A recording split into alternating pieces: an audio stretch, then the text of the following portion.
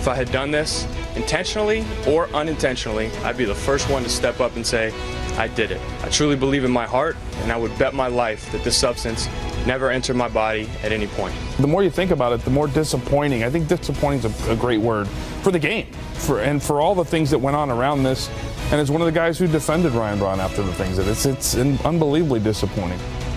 Well, Ryan Braun did come clean this week. He is out for the rest of the season, suspended. Another black eye for baseball. There is more to come. We want to get the latest now from George Will, Jeremy Schaap of ESPN. And Jeremy, a lot of rumors swirling around Alex Rodriguez as well, many others. What's your best reporting on how far this is going to reach and when it's all going to break? Well, we all think sometime in the next couple of weeks, maybe a little bit longer, Alex Rodriguez and up to about 20 other players in the majors and the minors will be suspended. Rodriguez is a special case because he's fighting it, right? He's fighting it in the media right now in New York, but it's presumed that he's also fighting it with Major League Baseball.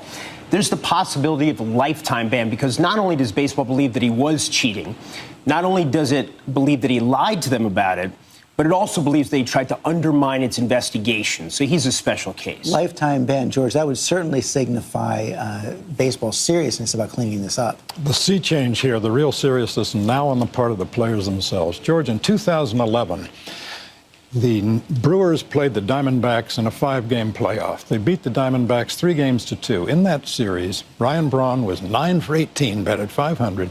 4 doubles and 4 RBIs. He was sensational, and he almost certainly was cheating. Now, the players on the Diamondbacks know he took money out of their pocketbooks, and the Players Association has changed in response to their constituency, the players themselves, which for years the Players Association treated this as a privacy issue, a civil rights issue, this resistance to testing. One of the leaders of the Players Union said it's like smoking cigarettes. It's a bad habit, but of no concern to anyone else. The players have changed their minds. Agree with that? It's totally changed. The leadership has changed at the Players Union. The rank and file thinking about this has changed entirely. And that is an essential element here. But it's still worrisome that there's no real deterrent the way there is in some other sports like track and field and cycling.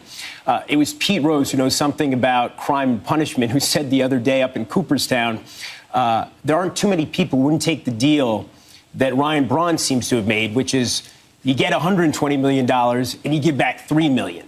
So until baseball approaches this with even greater punishment, and it's doing a better job than the other pro leagues, we're still going to have this problem. It does suggest, George, that someone is going to have to get a real permanent ban, because as Jeremy points out, Ryan Braun could be back next year making a whole lot of money. Well, in a subsequent collective bargaining agreement with the players, you may find that there'll be a mechanism for voiding contracts, voiding the, I don't know how many scores of millions of dollars Braun still has coming. About 120 million. 88 million for Alex Rodriguez. If you can void contracts, that's the hammer. We only have about a minute left, George. I got to get you on a big change for your favorite baseball team, the Chicago Cubs. Wrigley Field now going to have a Jumbotron. Jumbotron and some advertising. The problem is Wrigley Field has been a little baseball Williamsburg, a quaint little artifact, but not serious. And the Cubs find that unless they can generate more revenue, they can't compete with the more modern venues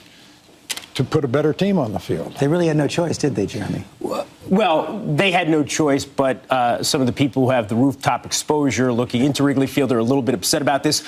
You know, how many signs they put up, how many scoreboards they put up is of less consequence, obviously, than the lack of pennants they put up. Sorry. George Will, Jeremy Schaap, thanks very much for your insight this morning.